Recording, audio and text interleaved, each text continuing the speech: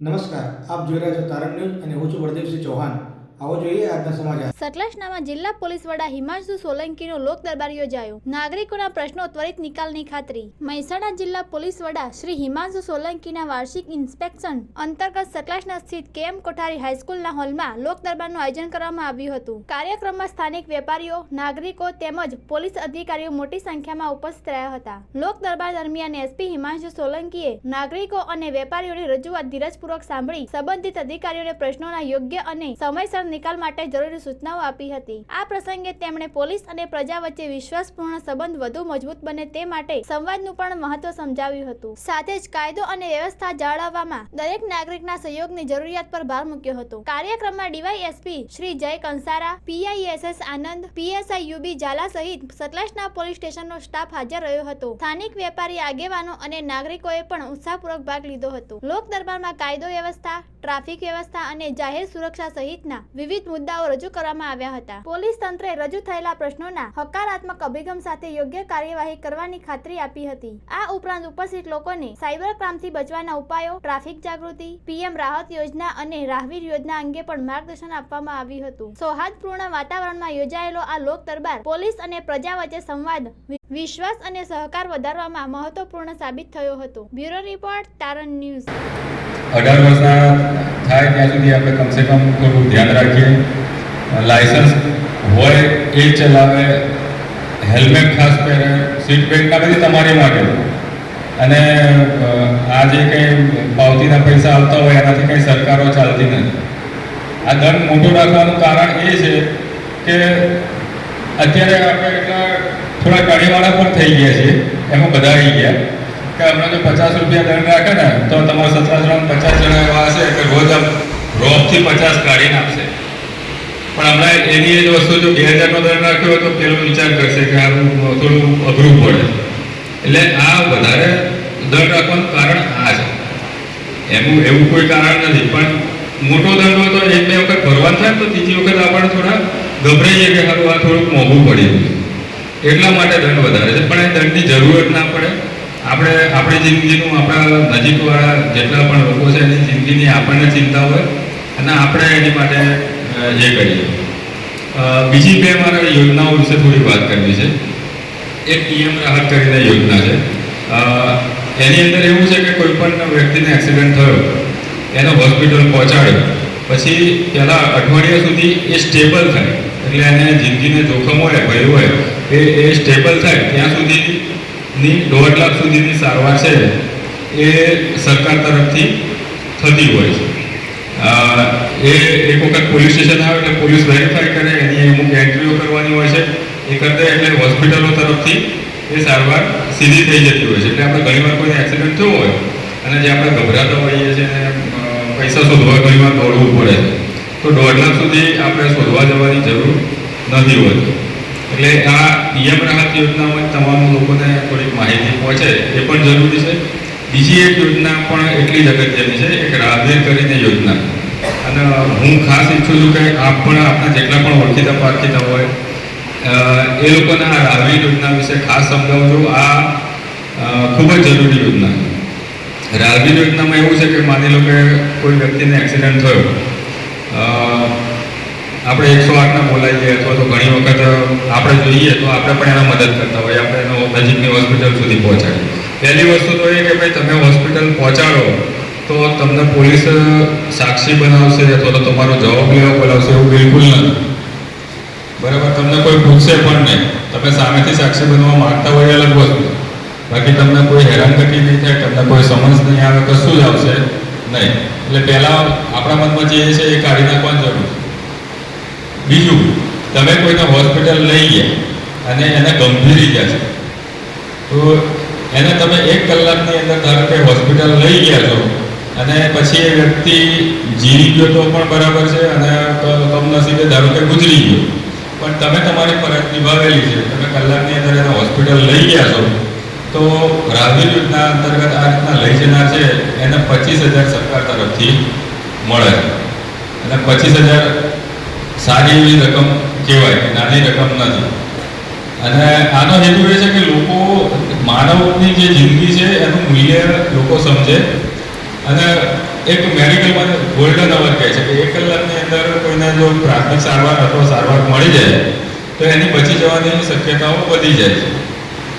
એટલે લોકો સામેથી મદદ કરે અને એને મેડિકલ સારવાર માટે લઈ જાય એની માટેની એક યોજના છે અને એમાં મદદ કરનારને પણ સરકાર તરફથી સન્માનિત કરવામાં આવે છે. 25,000 જેવી રકમ પણ આપવામાં આવે છે. એટલે તમામ લોકો સુધી આ યોજનાઓની માહિતી પહોંચે એમાં આપ સૌનો પણ સહકારની બિલકુલ અમારા તરફથી અપેક્ષા છે અને આપ સૌ આજે અહીંયા હાજર રહ્યા. આપના પ્રશ્નો અમે સાંભળ્યા એની પર બિલકુલ કાર્યવાહી કરવા માટે અમે કટિબદ્ધ છીએ અને અમારી વાત પણ આપણે સાંભળી એ બદલ હું આપનો સૌનો આભારી છું. Thank you. એટલે અંદર જુઓ અથવા તો બેંક ઓફ ઇન્ડિયામાંથી કે કોઈ પણ જગ્યાએથી કંઈક લેટર આવે છે એવું તમને લાગે, તમે ખોલીને જુઓ એટલે એ તમારો ફોન એ થઈ જતો હોય છે. એના પછી તમને બ્લેકમેલ પણ કરવામાં આવતા હોય છે કે આટલા પૈસા આપો તો મેં આમ કરીએ તેમ કરીએ. એટલે આ એક રીત છે. સાથે ડિજિટલ એરેસ્ટના પણ બનાવો બને છે. એમાં એક CBIના અધિકારી, ઈડીના અધિકારી એ રીતના તમને એ કરે કે તમારું આધાર કાર્ડ છે એનો ઉપયોગ દેશ વિરોધી પ્રવૃત્તિઓમાં ખાતા જે પૈસા નાખતા હતા એવામાં તમારું આધાર કાર્ડનો ઉપયોગ થયેલો છે અને હવે તો આની અંદર CBI તપાસ કરશે, મોટી સંસ્થાઓ તપાસ કરશે એમ કરીને તમને ડરાવતા હોય. અને અમે એની તપાસ કરી રહ્યા છીએ, આટલા પૈસા આ રીતના એ થયેલા છે. ઘણીવાર તમને ત્યાં આગળ કોર્ટનું આખું દ્રશ્ય ઊભું કરે, કોર્ટ બનાવ્યું એવું લાગે, વકીલો હોય, જજ હોય અને પછી કે તમે કહો કે ભાઈ આમાં તો હું કંઈ જાણતો નથી, આમ છે તેમ છે. એટલે જે અધિકારીએ તમને ફોન કરેલા બતાવતા હોય એ જ પાછા જજને સમજાવે કે સાહેબ આ તો ભૂલથી છેતરાયેલા લાગે છે, એટલે કે કંઈ નહીં આટલા લોકોના પૈસા આમાં ગયેલા છે તો આટલા પૈસા તમે અત્યારે જમા કરાવી દો, પછી તમારો કેસ ચાલે ત્યારે અમે તમને પાછા આપી દઈશું. એટલે આવું કરીને ઘણા બધા લોકોને છેતરતા હોય છે. તમે એકવાર પૈસા જમા કરવા પછી એ ક્યારેક પાછા આવતા નથી અને કોઈ કોર્ટ આ રીતના કહેવાય ને કે ડિજિટલ મોડ ઉપર કાર્યવાહી કરતી નથી. કોર્ટ કરે છે પણ એ તમારે કોર્ટમાં જવું પડે ને ત્યાંથી થતું હોય છે. જુબાની લેવાની હોય તો ઘણી વખત થતું હોય છે પણ એ કોર્ટમાં જઈને થતું હોય છે. આ રીતના તમારા વોટ્સએપમાં સીધું તમને એ કરે એવું ક્યારેય થતું નથી. અને આના ભોગ બનનારા મોટા ભાગે છે સિનિયર સિટીઝન હોય છે. રિટાયર્ડ પર્સન હોય અને સિનિયર સિટીઝન હોય એ આનો ખાસ ભોગ બનતા હોય છે. એટલે આપણે પણ થોડું ધ્યાન રાખીએ. અને એવું પણ બને છે કે અઠવાડિયા સુધી તમને ડિજિટલ એરેસ્ટ રાખે હોય, તમને અઠવાડિયા સુધી ગભરાવતા હોય, 4-5 દિવસ તો એ લોકો એમની પ્રક્રિયા ચલાવી હોય અને કોર્ટ ચાલે છે ને એવું કરે પછી તમે RTGS બેંકમાં જાઓ, તમે પૈસા ઉપાડો અથવા તો તમે RTGS કરો, 5મા 6ઠા દિવસે તમારા પૈસા તમે કોઈ ખાતામાં મોકલો. આ દરમિયાન છે ને વડીલો હોય ને થોડા ગભરાયેલા પણ હોય, થોડું એનું વર્તન ચેન્જ થયેલું હોય અથવા તો સાંજે ક્યાંક બેસવા જતા હોય તો બેસવા જવાનું બંધ થઈ જાય અથવા તો બેસતા હોય પણ એમનું વર્તન થોડું બદલાયેલું લાગે. તો આ ઘણા લક્ષણો આવા પણ જોવા મળતા હોય છે અને એ લોકો ઘણીવાર કોઈને કહેતા નથી કે ભાઈ આ રીતના એ પોતે એવું માને છે કે કોર્ટનું મારી ઉપર ચાલી રહ્યું છે. એમને ખબર નથી કે ભાઈ આ કોઈ મને છેતરી રહ્યું છે. તો વડીલો પણ જો આવું વર્તન દેખાય તો આપણે પણ આ થોડું ધ્યાન રાખવું જોઈએ અને આપણે પણ થોડી તપાસ કરવી જોઈએ કે આવું તો કંઈ નથી થઈ રહ્યું. આવું આપણે એક બનાવ રોકેલો પહોંચરાજીનો એક રિટાયર્ડ મેડિકલ ઓફિસર હતા.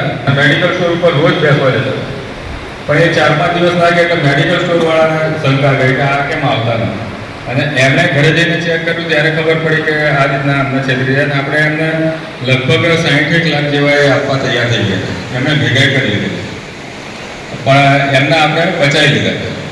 એટલે આવા ઘણા બધા એ હોય છે. પણ તો હમણાંનો આ વિસ્તારનો ઇસ્યુ નથી પણ પાલનપુરની અંદર એક મર્ડરના ગુનેગારના પોલીસે રિકન્સ્ટ્રક્શન કર્યું અને એ પોલીસના 4 જવાનોને સસ્પેન્ડ કરવામાં આવ્યા છે.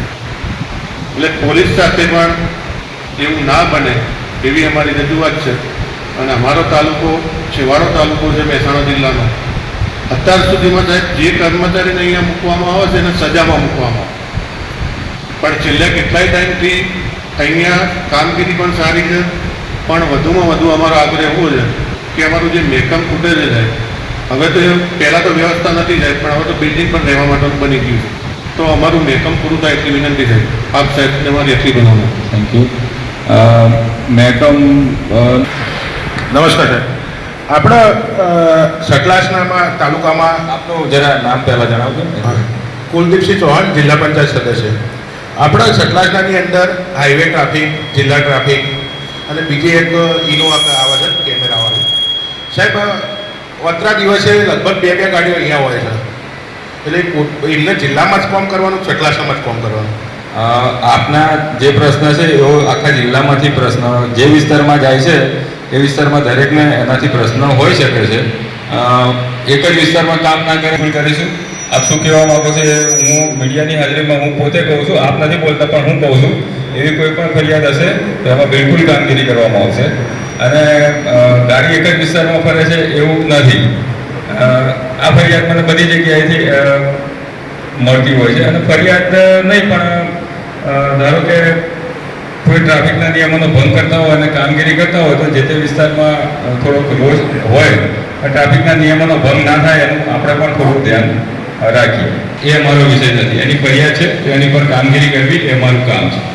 બરાબર? એટલે એ બિલકુલ એની ફરિયાદ ઉપર કામ કરવું અમારું કામ છે. બીજી વસ્તુ કે કોઈની સાથે ગેરવર્તણૂક કરવી એવા કિસ્સા જ્યારે પણ બને છે ત્યારે અમને ફરિયાદ પણ મળે છે, અમે ઇન્કવાયરી પણ કરાય છે ને એને સજા પણ થાય છે. આવું કંઈ પણ હશે તો તમે કરાવી શકો, અને એને કોઈ પણ કાયદેસર ઠેરવી શકે નહીં. એ વસ્તુ વ્યાજબી નથી. એમાં મારે અલગથી કોઈ સૂચના આપવાની જરૂર નથી. અને આવું કંઈ પણ હોય ત્યારે કોઈ પણ ફરિયાદ કરી શકે છે. અને કુદરતી ન્યાયનો સિદ્ધાંત છે, જેની વિરુદ્ધ આક્ષેપો છે એને પણ એની રજૂઆત કરવાની તક મળવી જોઈએ. એ પણ એને મળે છે. આપની જે કંઈ પુરાવા હોય એ પણ એ કરવામાં આવે છે, એના આધારે નિર્ણયો પણ લેવામાં આવે છે. અને એવા ઘણા બધા કિસ્સા છે કે જેમાં પોલીસને સજા કરવામાં આવેલી છે. એટલે બીજી વાત આ થઈ. ત્રીજી વાત આપણે ગણવેશની કરી તો ભાઈ મારા તરફથી જ અહીંયા કડક સૂચના છે કે દરેકે ફરજિયાત યુનિફોર્મમાં હોવું જોઈએ. જે આપનો ડિસ્ટાફ હોય કે એલઆઈબી હોય કે જેને એમાંથી છૂટ છે એના સિવાયના તમામ યુનિફોર્મમાં હોવા જોઈએ. એ વાત એકદમ વ્યાજબી છે. આપની ઉપર એટ્રોસિટી જે દાખલ કરવામાં આવી છે આપ વાત કરો છો તો એ કેસ છે એ ગુણ દોષના આધારે નક્કી કરવામાં આવે છે. આપણે અહીંયા મને કહી દીધું, મેં સાંભળી લીધું, એ બધી બરાબર છે વાત.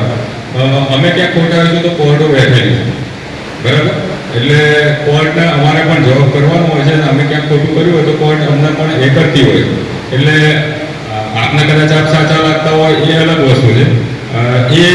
એ કોર્ટનો વિષય. અને અમે આમાં ખોટું કર્યું છે તો કોર્ટ અમને પણ પકડશે. એટલે એ કદાચ આપની પર્સનલ વાત છે. હું એમાં એક પણ જનરલ વાત છે કે ભાઈ લોકોએ સારું વર્તન કરવું, પોલીસે સારું વર્તન કરવું જોઈએ, કરવું જ જોઈએ. કરવું જોઈએ નહીં, કરવાનું જ છે. બરાબર? કરવું જોઈએ એ કોઈ એ નથી, કરવાનું જ છે. અને નહીં કરે અને કોઈની વિરુદ્ધ ફરિયાદ આવશે તો એક્શન લેવાનું કામ અમારું છે. અમે આની પહેલાં પણ એક્શનો લીધેલા છે. અમે નહીં, કોઈ પણ એસપીઓ એક્શન લેતા જ હોય. એટલે બહુ ક્લિયર છે. અને આપ જોઈ શકો છો કે ભાઈ આવા કોઈ પણ કિસ્સાઓ હોય બીજા ડિપાર્ટમેન્ટ કરતાં ગૃહ ખાતું છે, પોલીસ ડિપાર્ટમેન્ટ છે, આવા એક્શન લેવામાં 100% આગળ છે. પોતાના કર્મચારીને સજા કરવામાં સૌથી આગળ હોય તો એ અમારું ખાતું. બરાબર? અને એ વાત હું બિલકુલ ડંકાની ચોટ ઉપર કહી શકું છું. એટલે આવું ક્યારે પણ થાય તો દરેકને હું તો કહું છું કે ભાઈ ગેરવર્તન કર્યું હોય તો આપ એની રજૂઆત કરો, અમે એની વિરુદ્ધ એક્શન લઈશું. અને ગેરવર્તન કેવા સંજોગોમાં કેટલી વખત એને એ કર્યો છે એ પણ ચેક કરીશું. એવું નથી કે ખાલી વિડીયોનો થોડો ભાગ બનાવવામાં આવ્યો હોય અને એને જ રજૂ કરી દેવામાં આવતો હોય. આપણે અમદાવાદમાં પણ જોયું હશે, એક લેડી છે એને પોલીસ ટ્રાફિક પોલીસ વાળો એક ઝાપટ મારે છે. એ વિડીયો આખો દિવસ ચાલ્યો, એ દિવસ સુધી ચાલે. લોકોએ પોલીસની પર ફિટકાર પણ વસાવી. પછી પોલીસે એણે કેટલું ખરાબ વર્તન કરેલું છે એનો વિડીયો પોલીસે રજૂ કર્યો. ત્યારે આખું સોશિયલ મીડિયામાં પણ એ થયું. એટલે કેવા સંજોગોમાં થયું છે એ પણ જરૂર છે. કારણ કે જેને જરૂર છે એ કટ કરીને એટલા પૂરતું જ બતાવતા હોય. અને હું એવું નહીં કહેતો કે દરેકમાં એવું હોય છે. ક્યારેક પોલીસનો પણ વાંક હોઈ શકે છે, ક્યારેક સામેવાળાનો પણ હોઈ શકે છે. આ દરેક વસ્તુ છે એ કેસ ટુ કેસ ડિફર થતી હોય છે. એટલે આપણે એને જનરલાઇઝ ના કરીએ, બાકી જ્યારે પણ આવું થાય ત્યારે બિલકુલ અમે એક્શન લેવા તૈયાર છીએ. જી નમસ્કાર સાહેબ, મારો પરિચય દિનેશ પટેલ. આપ અહીંયા જ પધાર્યા છો અમારી સંસ્થાની અંદર. સંસ્થા વતી આપનું હાર્દિક સ્વાગત છે. આ સંસ્થાની અંદર નર્સરીથી નર્સિંગ સુધી 2500 બાળકો અભ્યાસ કરી રહ્યા છે અને એમાંથી 1100 જેટલી દીકરીઓ છે. અને એ દીકરીઓની સુરક્ષા બાબતે અમે અમારી તો કાળજી લેતા જ હોઈએ છીએ, પણ ઘણી વખતે કેમ્પસની બહાર કેટલાક અસામાજિક તત્વોનો ઉપદ્રવ પણ જોવા મળે છે. એટલે શાળા ભરવાના સમયે અને છૂટવાના સમયે અહીંયા એક રૂટીન ચેકઅપ કરવામાં આવે એવી અમારી વિનંતી છે. બીજો એક પ્રશ્ન છે સાહેબ શ્રી, જી એક સાથે જ્યારે 4:40 કલાકે શાળા છૂટે છે ત્યારે અહીંથી લગભગ 70 ગામના બાળકો ભણવા આવે છે. 3 જિલ્લા સાબરકાંઠા એટલે વડાલી તાલુકામાંથી પણ બાળકો અભ્યાસથી અપડાઉનથી આવે છે, બનાસકાંઠા છે, દ્વારકા અંબાજીથી આવે છે અને સૌરાષ્ટ્રના તાલુકાના તો ઘણા બધા.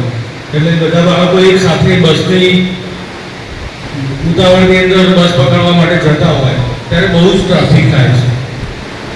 અને એમાં ખાસ વધારે પ્રશ્ન એવો છે કે અહીંયા રોડ ઉપર જે ફૂટપાથ છે ને, ફૂટપાથ ઉપર લારીઓ છે. ફૂટપાથ તો ખુલ્લી છે જ નહીં, એના ઉપર લારીઓ છે અને લારીઓના બહાર વ્હીકલ પાર્ક કરી અને પબ્લિક ખરીદી કરવા ઊભી રહે.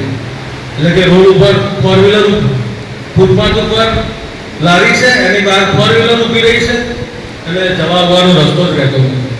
એટલે સ્થાનિક પોલીસ દ્વારા કડક પગલાં લેવામાં આવે, ગાડી સીઝ કરવી, જે કંઈ પ્રશ્નો હોય તો નમૂનારૂપ પગલાં લેવામાં આવે તો રોડ ઉપર પાર્કિંગ કરવાના પ્રશ્નો ઘણા બધા ઓછા થઈ જાય તો એક પ્રશ્ન એ સોલ્વ થઈ શકે એમ છે. તો આપ સાહેબને અમારી આ બે નમ્ર વિનંતી છે ધ્યાને લેવાનું. એમની જે વાત છે એ ફક્ત આ મોટું કેમ્પસ છે અહીંયા તો ખરું જ, પણ જેટલી પણ શાળા કોલેજો છે એનો છૂટવાના સમયે કમસે કમ તમારી PCR ભરતી રહેવી જોઈએ. એની લોકલ જે કંઈ પણ સી ટીમ છે એ લોકો વચ્ચે વચ્ચે શાળા કોલેજોની મુલાકાત લેવા જોઈએ. બહાર કોઈ પણ જો વિદ્યાર્થી છે એ દરેક લોકો છે એવું જરૂરી નથી, પણ જે અહીંયા ભણતા નથી એમને ખાલી બેસી રહેલા છે અથવા તો રૂટીનમાં ન્યુસન્સ ઊભું કરી રહે. માનો કે કોઈ ખરીદી, કે બહાર બજાર પણ છે, કોઈ ખરીદી કરવા નાસ્તો કરવા બેઠું હોય તમે એને ઉઠાવી લાવો એવું નહીં, પણ ખબર છે કે ભાઈ આ ન્યુસન્સ ઊભું કરી જ રહ્યો છે તો કમસે કમ એવા આઈડેન્ટિફાઈ થાય અને થોડી કાર્યવાહી એમની ઉપર પણ કડક થાય. સી ટીમ પણ અહીંયા વચ્ચે વચ્ચે, અહીંયા નહીં દરેક જગ્યાએ જે આ કેમ્પસો છે ત્યાં જવી જોઈએ. ટ્રાફિકની જે વાત કરી તો સતલાસણા ગ્રામ પંચાયત છે કે તો એમને પણ સાથે આપણે આપણી રીતના રોડ ક્લિયર કરાવવાનું તો કરો જ, કાયમી એવા દબાણો હોય તો એમાં નગરપાલિકા ગ્રામ પંચાયતને પણ સાથે રાખો, સાથે કામ કરો અને એ દબાણો દૂર થાય. અને ઇવન આટલા છોકરાઓ આવતા હોય ત્યાં વાહનો એ થતા હોય ત્યાં ટ્રાફિક થતો હોય તો એ ટાઈમે ત્યાં પણ આપણે PCR કે કંઈ પણ હાજર હોવી જોઈએ. એટલે આ ખાસ થવું જોઈએ. અને શાળા કોલેજની આજુબાજુ ખાસ જે લુખાઓ બેસી રહે છે એ ના બેસવા જોઈએ. આ બિલકુલ, અને આ તમારી વાત નહીં, આ દરેક જેટલા પણ શૈક્ષણિક સંસ્થાઓ છે ત્યાં દરેક જગ્યાએ આ વસ્તુ થવી જોઈએ. એવું કરતો સાહેબ કે જ્યારે સતલાસા માર્કેટમાં દુકાનો ઘણી બધી છે અને અમે આ માર્કેટના મેમ્બર છીએ, પ્રોપર હોમગાર્ડ હોય છે છતાં હોમગાર્ડથી 200 મીટર ચોરી થાય.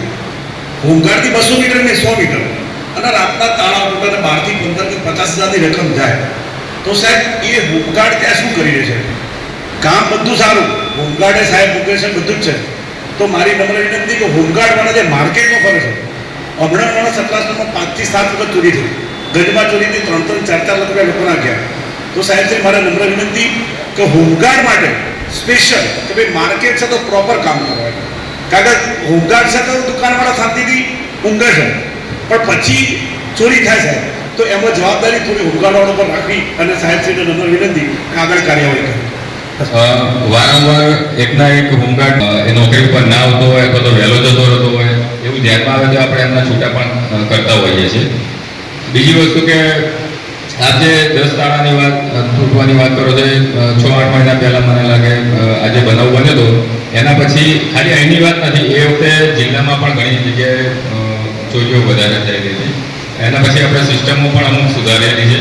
અત્યારે હાલ નાઇટમાં જેટલા પણ અધિકારીઓ નીકળે છે એનું વોટ્સએપ ગ્રુપ છે. અધિકારીઓ માણસોને ચેક કરવા પોતે નીકળે છે. ધારો કે સતલાસણાની વાત કરીએ તો કમસે કમ પીએસઆઈ અથવા તો એએસઆઈ કક્ષાનો એક અધિકારી પીઆઈની ગાડી લઈને રાત્રે નીકળતા હોય. જેટલા પોઈન્ટ છે તમામ પોઈન્ટ ચેક થાય. દરેક હોમગાર્ડને અથવા તો જીઆરડી છે એને બુક આપવામાં આવે છે. એને બુકની અંદર એન્ટ્રી એને ચેક કેટલા વાગે કયા અધિકારીએ કર્યો એની એન્ટ્રીઓ થતી હોય છે. એના કારણે છેલ્લા 2-3 મહિનામાં આપ જુઓ તો આખા જિલ્લામાં હું એવું નથી કહેતો કે ચોરી અને એ હું દાવો પણ ના કરી શકું, પણ એક જનરલ જે ઘરફોડ ચોરીઓ છે એનું પ્રમાણ ઘટેલું છે અને આગળ પણ ચોરીઓ ના થાય અમારા પ્રયત્ન બિલકુલ રહેશે કે ભાઈ ચોરીઓ ઓછી થાય. હું એવો કોઈ દાવો નથી કરતો કે આજ પછી ચોરી નહીં થાય, પણ ના થાય એની માટે પ્રિવેન્શન માટેના અમારા પ્રયત્ન બિલકુલ રહેશે.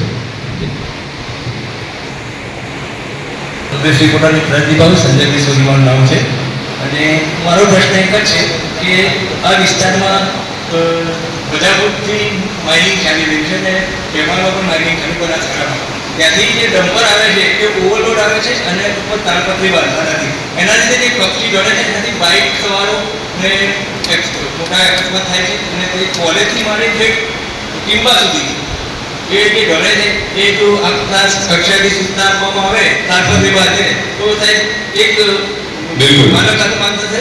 બીજું કે પોલીસ કામગીરી કરે છે રાત્રે ઘણી વાર પણ અમારે તમે 2 ગાડી આપી છે એમાંની એક ગાડી કરીને એ સાહેબ કયા ટાઈમે મારી પડે છે ખબર નથી પડતી, એટલે જરા નવી ગાડી આપવા માટે પોલીસને વિનંતી કરે. ના ચોક્કસ ભાઈ ખાણ ખનીજમાં સાહેબ આનંદ સાહેબ ભલે ને આપણે કામગીરી સીધું ના કરીએ પણ વાહન ઓવરલોડ હોય તો એની પર બિલકુલ કામગીરી કરી શકાય અને વચ્ચે વચ્ચે એવી ડ્રાઈવ રાખો. આરટીઓને પણ સાથે એ લોકો એમની રીતના કરે, આપણે આપણી રીતના પણ એવું નથી કે ઓવરલોડના કેસ આપણે કરવાના નથી. આપણે એના પણ કેસો કમસે કમ કરો તો કહીને તો 1-2 દિવસ કરો તો પણ આપોઆપ બધું સીધું થશે. એટલે આ કેસો પણ બિલકુલ કરો. અને જે ખુલ્લું રાખી જતા હોય તો એમાં એમબીએફમાં કોઈ છે કે નહીં તેને ચેક કરી લીધું. એમબીએફમાં કંઈ જોગવાઈ હોય તો એ મુજબ પણ કાર્યવાહી બિલકુલ કરો. નમસ્કાર. આપણો જીઆરડી અને હોમગાર્ડનું લેપટોપ અત્યારે 84 નંબર 150 કરવામાં આવે તો આજુબાજુ વિસ્તારમાં ઘણી જગ્યાએ ચોરી થતી હોય ને અટકી મહેકમ ઉપરથી મંજૂરી મળશે તો આપણે પ્રમાણે ચોક્કસ કાર્યવાહી કરીશું. તમારે કોટલા સરપંચ સર, અમારે અહીંયા પેટ્રોલિંગમાં 2 ગાડી છે. એની જગ્યાએ એકાદ ગાડી વધારવામાં આવે તો ગામડાઓ વધારે છે એટલે પેટ્રોલિંગ વધુ સારું કરી શકાય અને થોડા ગુનાહિત વૃદ્ધો અટકી શકે. જસુભાઈ શું નામ કીધું ભાઈ? સોરી જસુભાઈ છે. પણ અમારી જોડે જેટલા સંસાધનો ઉપલબ્ધ છે અને મારી જોડે જે પ્રમાણે પોલીસ સ્ટેશનો છે એ પ્રમાણે મારે થોડી વહેંચણી જોવી પડે એમ છે. છતાં પણ વધુ વાહનો આવે તો અહીંયા વધારે આપવાની આપણે બિલકુલ પ્રયત્ન કરીશું. પણ હાલ અત્યારે એ શક્ય નથી મારી માટે, પણ ભવિષ્યમાં નવા વાહનો આવે ત્યારે અહીંયા પણ ફાળવીશું. સર, બીજું વાવ સુધી સાધનો જે ગાડી બાઇક ચલાવતા હોય કે ટ્રક હોય કે આવ્યા હોય તો એની સ્પીડ ઓવર લિમિટ હોય છે, વધારે સ્પીડ હોય છે. એની જગ્યાએ કોઈ કાયદાકીય રીતે થોડીક સ્પીડ ઓછી રાખવાની એવું કોઈ જોગવાઈ થાય તો અકસ્માતો અટકાવી શકે. સ્પીડ લિમિટ અથવા તો એની અંદર બિલકુલ કાર્યવાહી કરી. હાજી સર, એ ઇસ્યુ તો છે ઓવર સ્પીડિંગના અને એમાં ખાસ 2 વ્હીલરવાળા બહુ હાઈ સ્પીડે જતા હોય છે અને 4 વ્હીલર હોય છે પણ કાચ જ કાળા હોય, ખબર ના પડે ગાડી કોની છે. 4 વ્હીલર સૌથી વધુ કાળા કાચવાળી ગાડીઓ સતલાસના વિસ્તારમાં છે. ભાઈ કાળા કાચનો તો આપણે આખા મહેસાણા જિલ્લામાં કરાવીએ છીએ, પણ નંબર પ્લેટ વગરની અને કાળા કાચ આ 2 પર ખાસ કાર્યવાહી થવી જોઈએ અને વાહનો ડિટેન થવા જોઈએ. નંબર પ્લેટ વગરના 2 વ્હીલર એક્ટિવા સૌથી વધારે હું એ જ કહું છું. અને આ કાર્યવાહી આપણે અહીંયા નહીં આખા મહેસાણામાં કરાવીએ છીએ અને દરેક પોલીસ સ્ટેશન રોજે રોજ કેટલા વાહનો કાળા કાચના અને નંબર પ્લેટ વગરના કરે એ આગળ પણ મોકલે છે અને ફોટા પણ મોકલે છે. એટલે કામગીરી આ બાબતે તો ચોક્કસ અમારા તરફેથી થાય છે. આપની રજૂઆત આજે આવી છે પણ અને એવું નથી કે આજે કરે એટલે કાલે જોવા નહીં મળે, પણ આ કાર્યવાહી સતત આ તો ચાલે જ છે. આ બે વસ્તુમાં હું પર્સનલી રોજ જોઉં છું. Thank you.